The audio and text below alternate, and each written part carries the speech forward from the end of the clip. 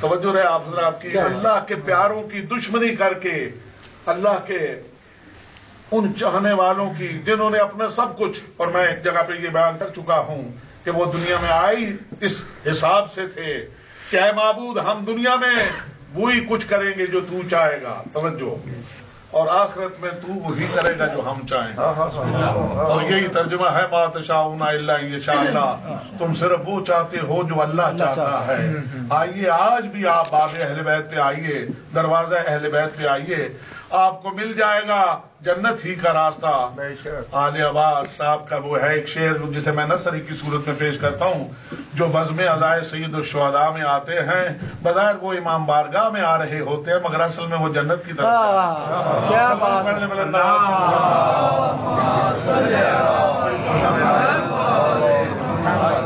آئیے اہل بیت علیہ الصلوۃ والسلام کا دروازہ کھٹکھٹائیے، آئیے۔ اب تھوڑا سا ذکر اس مظلوم کا کر لیں، تھوڑا سا رو لیں، اس لیے کہ جب فضائل ہوتے ہیں مجلس میں جناب سیدہ موجود رہتی ہیں اور وہ اپنے شوہر کے، اپنے بابا کے، اپنے بیٹوں کے، خود اپنے فضائل سنتی رہتی ہیں، مگر وہ اس انتظار میں رہتی ہیں کہ اسے اس کے اجڑے گھر کا پرسہ کب دیا جائے گا، اس کے سامنے اس کے گھر کے لٹنے کی داستان کس وقت بیان کی جائے گی۔ اور مومنین کرام بی بی ہر مجلس میں موجود ہوتی ہیں، اور جو آنسو آپ کی آنکھ سے ٹپکتا ہے وہ ضائع نہیں جاتا۔ بی بی یہ فرماتی ہیں کہ میں ہر مومن کی آنکھ کا آنسو اپنے رومال پہ لیتی ہوں تاکہ قیامت کے دن اس کی شفاعت آسان ہو جائے اور اس کی شفاعت کر سکوں۔ عزیزان عزا جگر پہ ہاتھ رکھ کے دو جملے مصائب کے سن لیجئے، اللہ سوائے غم اہل بیت کے کوئی غم نہ دیکھیں آپ۔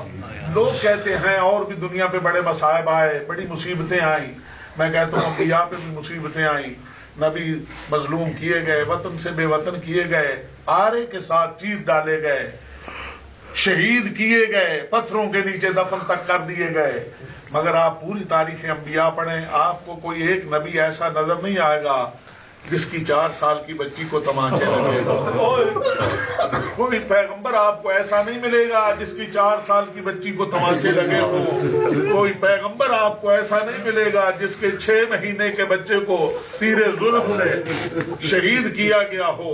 عزیزان گرامی 2 لفظ مجھے آپ حضرات کی خدمت میں پڑھنے ہیں، اور وہ یہ ہیں، کربلا میں 9 مائیں ہیں جن کے بچے شہید ہوئے، اور جگر تھام کے بتائیے جس ماں کا بیٹا شہید ہو جائے، اس کی لاش کے ٹکڑے سامنے پڑے ہوں، فطرت انسانیہ کیا ہے؟ ماں تو کبھی کہتی ہوگی بیٹے تیرے آسرے تو زندگی گزر رہی تھی، کبھی پکار کہتی ہوگی بیٹے تو نے 18 سال دنیا میں گزارے، بیٹے میں تیرے بعد کیسے زندہ رہوں گی۔ کوئی ماں یہ شاید کہتی ہو بیٹے میں نے 13 سال تک تجھ یتیم کی پرورش کی۔ 9 مائیں ایسی ہیں جنہوں نے اپنے لخت جگر کربلا میں قربان کیے، مگر جو پڑھنا چاہتا ہوں دور دور تک آپ کے ذہنوں میں موجود نہیں ہے۔ مجھے قسم ہے رب کعبہ کی، اور قرآن رکھیے میرے سر کے اوپر، ماؤں کے بیٹوں کے لاشیں سامنے پڑے رہے مگر کوئی ماں اپنے بیٹے کو پکار کے نہ روئی، جو بھی روئی واہ حسینہ واہ حسینہ۔ آپ نے ایک لفظ سنا مامتا، مامتا کہتے ہیں ماں کی محبت، اس لیے کہ بھائی کی محبت اتنی نہیں ہوتی، بہن کی محبت اتنی نہیں ہوتی، باپ کی محبت اتنی نہیں جتنی ماں کی ہوتی ہے، اسی لیے لفظ ہے ممتا، سب سے بڑی محبت۔ مجھے رب کعبہ کی قسم کربلا میں ممتا بھی دم توڑ گئی، ممتا بھی قربان ہو گئی۔ 9 مائیں ہیں جس کے بچے پڑے ہیں مگر کوئی ماں یہ کہہ کے نہیں رو رہی۔ جگر تھام کے مجھے بتائیے، علی اصغر تو دنیا سے پیاسے اٹھ گئے، جب رباب کو بعد میں پانی ملا ہوگا ایک مرتبہ تو کہا ہوگا ہائے میرے لال تو پیاسا اٹھ گیا، ماں کیسے پانی پیے۔ جب علی اکبر دنیا سے پیاسے اٹھ گئے، ام لیلا کو جب پانی ملا ہوگا ایک مرتبہ تو کہا ہوگا میرے شفیع پیغمبر میں کس طرح پانی پیوں۔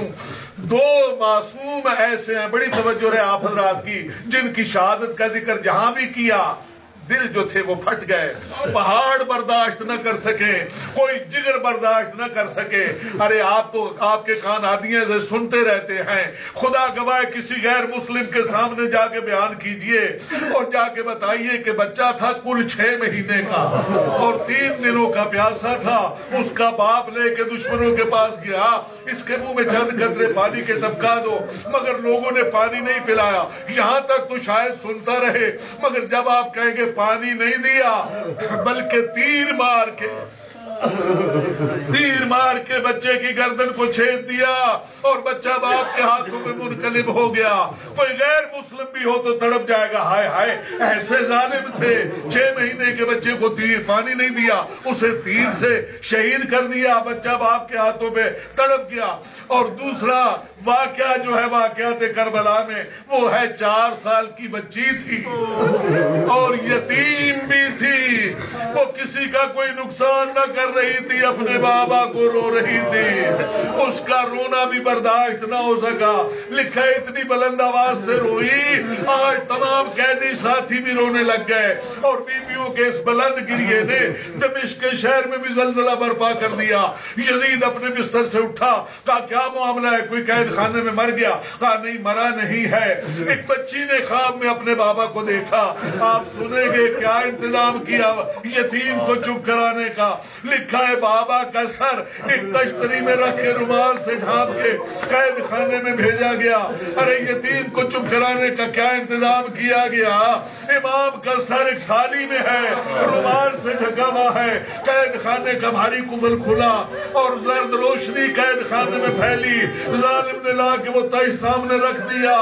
عزیز و سکینہ جو ابھی کہہ رہی تھی پھپھی بابا ابھی آئے تھے, اور میں نے انہیں کہا بابا آپ کہاں چلے گئے, ہم قید خانے میں رل رہے ہیں.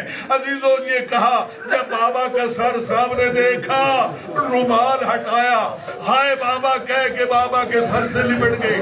دوسری مرتبہ پھر کہا ہائے بابا. عزیزوں میرے سامنے ذاکر بھی بیٹھے ہیں. تیسری مرتبہ ہائے بابا کے لفظ کسی نے نہ سنا. ہائے کہا مگر بابا نہ کہہ سکی, سر کے اوپر گر گئی.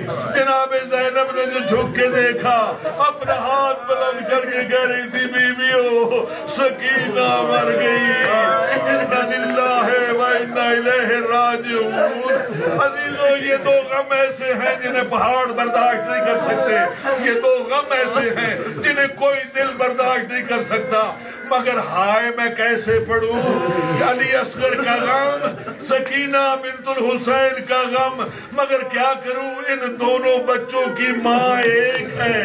جو علی اصغر کی ماں ہے وہی سکینہ کی ماں ہے, جو سکینہ کی ماں ہے وہی علی اصغر کی ماں ہے. مگر جب قید سے چھٹ کے مدینے آئی, دھوپ پہ بیٹھی تھی, کبھی نہ کہا ہائے میرے لال علی اصغر, کبھی نہ کہا ہائے میری سکینہ. جب بھی کہا صحرائے کربلا کی طرف منہ کر کے کہا ہائے حسین, ہائے میرے آقا حسین. عزیزو اگر کبھی کسی نے ٹھنڈا پانی پیش کیا, کہا ہرگز نہ پیوں گی. میں نے دھوپ پہ لاشا دیکھا, حسین کا پیاسے لب دیکھے فرزند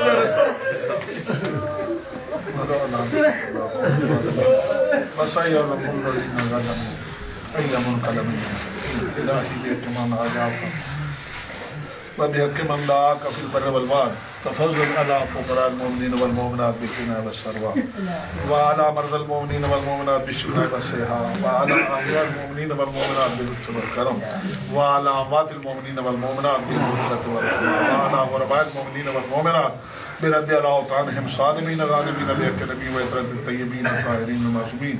پروردگار ہماری اس قلیب سے مجلس کو اجر جزیل کے ساتھ منظور اور مقبول. جميع مومنین و مومنات, حاضرین و حاضرات کے حاجات اسلیہ پورے فرما.